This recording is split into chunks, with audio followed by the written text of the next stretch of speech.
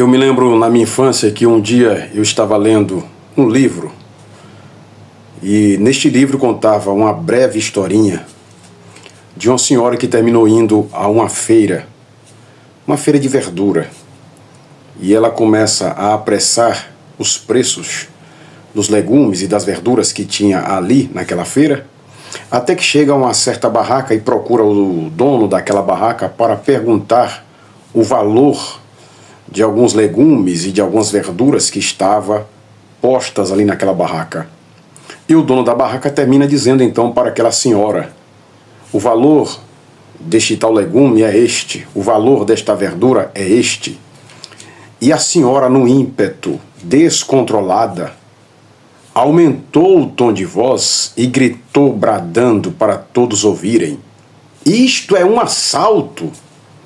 E quando ela disse isto, bradando para quem estava próximo ouvir, isto é um assalto, pessoas começaram a correr desesperadas, atropelando umas às outras.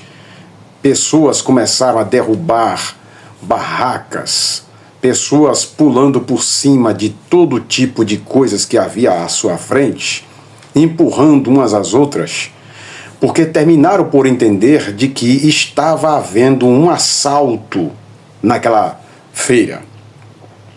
Até que, de repente, foi que alguém parou e percebeu de que a senhora estava dizendo que o valor daquele produto que ela apressou naquela barraca é que estava caro. E ela terminou usando esta força de expressão para dizer que aquele valor que para ela era caro era como se fosse um roubo. E ela usou esta expressão: isto é um assalto. Deu para entender aí o enredo de toda uma história de uma pessoa descontrolada quando aumenta um problema? É mais ou menos isto que a gente vê na Bíblia, em Números capítulo 13, versículo 33. 10 espias foram olhar a terra prometida. Eles quiseram ir olhar a terra. Quiseram primeiro ver em loco. Deus disse que a terra era boa, mas eles quiseram primeiro ver. E eles foram ver 12 espias. Mas depois de andarem 40 dias na terra, voltaram.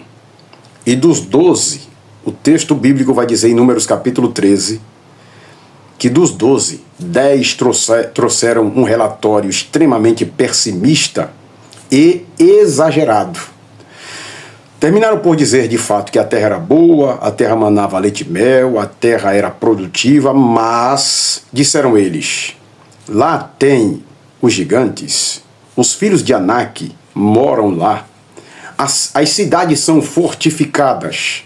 Até aí, aparenta que eles estavam trazendo um relatório correto e verdadeiro. Mas em Números capítulo 13, versículo 33, nós temos ali um exagero, uma hipérbole. Quando alguém avoluma o problema, coloca o problema acima daquilo que ele propriamente é. Terminaram por dizer: olha, os homens dali são tão fortes, os homens que nós vimos lá nas cidades são tão fortes que eles olhavam para nós e nos via como gafanhotos. E nós olhávamos para eles e também nos via como gafanhotos. Até eles dizerem que eles olhavam para os homens e se via como gafanhoto, até aí tudo bem. Mas eles dizerem que os homens das cidades de Canaã olhavam para eles e os via como gafanhoto, isso aqui é um exagero. É quando alguém exagera uma situação para chamar a atenção. Por quê? Como é que eles poderiam conseguir entrar na mente dos homens de Canaã e saber que os homens olhavam para eles e os via como gafanhoto? Lá na frente, a Bíblia vai dizer, quando os espias entram na casa da prostituta Raabe, ela vai dizer que o povo de Jericó e daquelas cercanias estavam com medo por conta de tudo que souberam que a nação de Israel fez, destruindo reis poderosos como o rei Og, rei de Bazã, o rei de Arade, e eles estavam tremendo de medo. Porém, os 10 espias, quando passaram o relatório para o povo de Deus, terminaram dizendo: eles olhavam para nós e nos via como gafanhotos. Tudo isto não passa de alguém que avoluma problema, que exagera uma situação, que exagera uma coisa, igual a senhorinha lá que foi apressar um legume e terminou dizendo: isto é um assalto! E o povo corre para lá, corre para cá, e quando foi ver, não era nada de assalto. Foi só uma pessoa exagerada que estava gritando ali, dizendo que o preço dos legumes e das verduras era um assalto. Não exagere as coisas. Não avolume problema. Tente diminuir o problema. Tente olhar para as coisas de maneira mais correta, com um óculos correto, não com óculos de um binóculo ou óculos de aumento. Tente olhar para as coisas de maneira mais concisa, equilibrada, de maneira que você não crie nenhuma situação ruim, de modo que possa aumentar problemas, avolumar as coisas, trazer uma situação até pior para você mesmo. É um conselho que eu te dou.